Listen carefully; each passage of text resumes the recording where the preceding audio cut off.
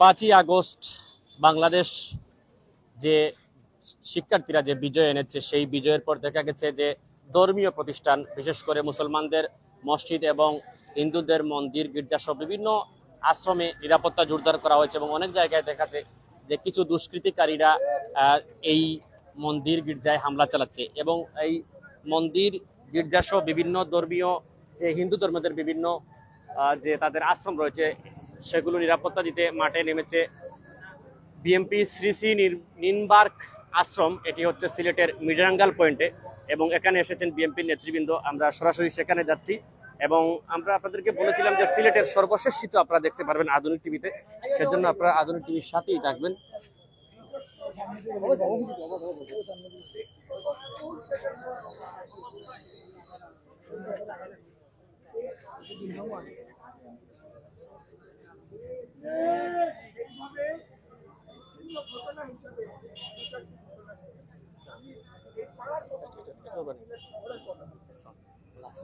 আমাদের নজরে আসা মাত্রই আমরা অবহিত হওয়ার মাত্রই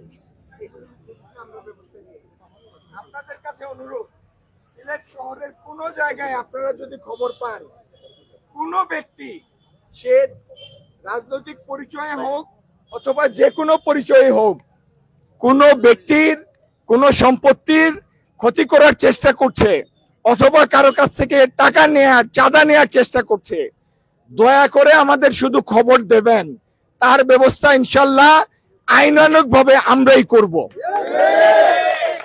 এই শহরে নৈরাজ্যের কোনো স্থান নাই।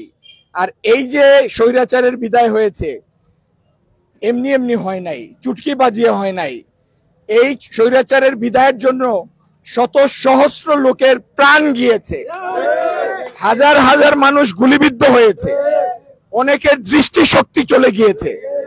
এত পরিশ্রম, এত আত্মত্যাগের বিনিময়ে যে অর্জন, এই অর্জন ছাত্রদের নেতৃত্বে পরিচালিত, বৈষম্য বিরোধী আন্দোলনের নেতৃত্বে পরিচালিত, শিক্ষার্থীদের নেতৃত্বে পরিচালিত যে আন্দোলনে এই দেশের সকল শ্রেণী পেশার মানুষ, এমনকি শিশু, গৃহবধূরা পর্যন্ত সংশ্লিষ্ট হয়েছে, তার ফলে এই অর্জন। কোন ক্রিমিনালের, স্বার্থান্বেষী ব্যক্তির স্বার্থ হাসিলের কারণ হয়ে এত বড় অর্জন আমরা বিসর্জন দিতে রাজি না, আমরা বিসর্জন দিব না। সুতরাং আমার সকল ভাইদের কাছে আমার বিনীত অনুরোধ, আপনারা সতর্ক থাকবেন, সম্মিলিতভাবে এই অর্জিত বিজয়কে আমরা ধরে রাখব। আর এই দেশ আমাদের হিন্দু, মুসলমান, বৌদ্ধ, খ্রিস্টান সবার দেশ। এই দেশকে সম্মিলিতভাবে আমরা উন্নতির পথে নিয়ে যাব।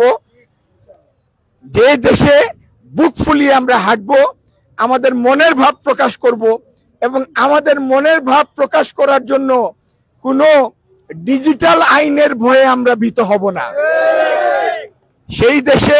সেই দেশ বিনির্মাণের আকাঙ্ক্ষা এবং প্রতিজ্ঞা নিয়ে এই বিজয়ের পরবর্তী ধাপ আমরা ইনশাল্লাহ রচনা করব। আপনাদের সবাইকে ধন্যবাদ, আদাব, আসসালামু আলাইকুম।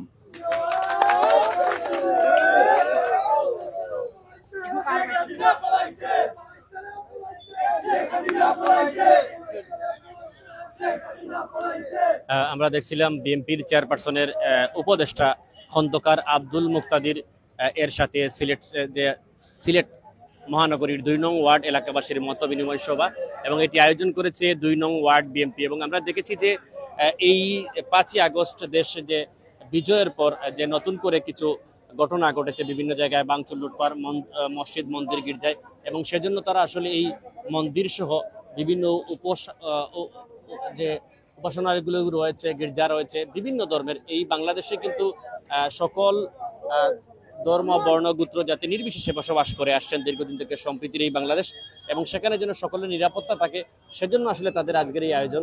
এবং আমরা আজকে সরাসরি রয়েছি সিলেটের সেই যে মির্জারাঙ্গাল এলাকায়, এবং এখান থেকে সরাসরি আপনারা দেখছেন আধুনিক টিভির এই লাইভ, এবং আশা করি আপনারা আমাদের সাথে থাকবেন। আমরা কিছুক্ষণের মধ্যেই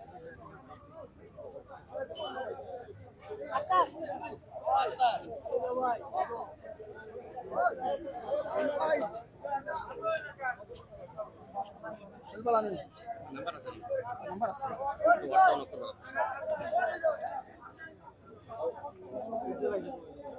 আমরা এখন আছি শ্রী শ্রী নিমবার্গ আশ্রম, এই যে মৃগাঙ্গালে আছি।